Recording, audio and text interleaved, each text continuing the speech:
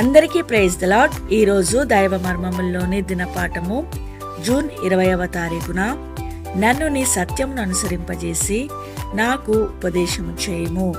కీర్తనలు 25వ అధ్యాయము 5వ వచనము. నేను మొట్టమొదటిగా పరిశుద్ధ గ్రంథము చదివినప్పుడే అది దేవుని వాక్యమని నమ్మితిని. నేను విద్యార్థినిగా ఉన్నప్పుడు అనేక గ్రంథములను చదివితిని, కానీ ఇట్టి గ్రంథమెన్నడనూ చదవలేదు. అందువలన నేను, ఓ దేవా, నేను నీ వాక్యమును గౌరవించుచున్నాను. ఇది నీ వాక్యము.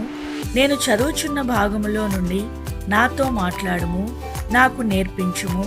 ప్రభువా, ఇందులో వ్రాయబడినవి నేను గ్రహింపలేనప్పటికీ ఇది నీ వాక్యమేనని నేను నమ్ముదును.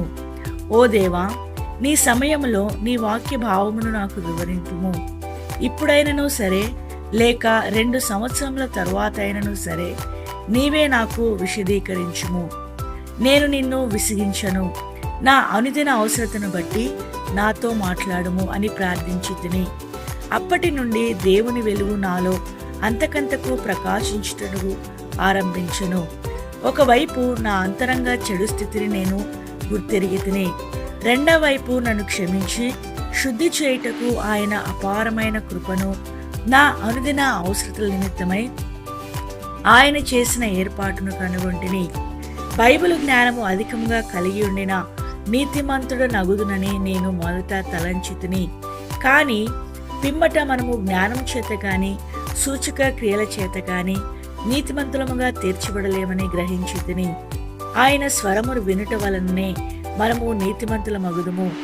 రాత్రి పడకకు వెళ్ళక మునుపు ఈ విధముగా ప్రార్థించుచుంటిని. ఓ దేవా, ఈ దినమున నేను నిన్ను సంతోషపెట్టితినా? నేను తలంపుల ద్వారానైనా క్రియల ద్వారానైనా తప్పిదము చేసి నిన్ను నొప్పించితినా? నేనేదైనా పాపం చేసినడలా ఓ దేవా నాకు చూపించుము.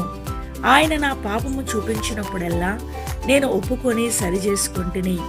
అప్పుడు దేవుడు నన్ను క్షమించి, నేను నీ యందు సంతోషించుచున్నాను, నీవు వెళ్ళుము అనును. వెంటనే నేను సుఖముగా నిద్రించేవాడను. కానీ నేనేదైనా తప్పిదం చేసి దాని నొప్పుకొనని ఎడల నిద్ర రాక ఇటు అటు దొర్లేడివాడను. చివరకు మోకరించి, ప్రభువా, నేను పాపం చేసి తిని నిన్ను నొప్పించి తిని, నన్ను క్షమించుము. నీ ప్రశస్త రక్త ప్రభావమును నేను నమ్ముచున్నాను అని ఒప్పుకొనినప్పుడు దేవుడు, నా కుమారుడా, నీ యందు సంతోషించుచున్నాను, నీవు బావుగా నిద్రించుమన్ను. ఈ విధముగా నేను ఆయన యందు ఆనందించేవాడను. దేవుడు ఈ కొన్ని మాటలను దీవించి ఆశీర్వదించునుగాక.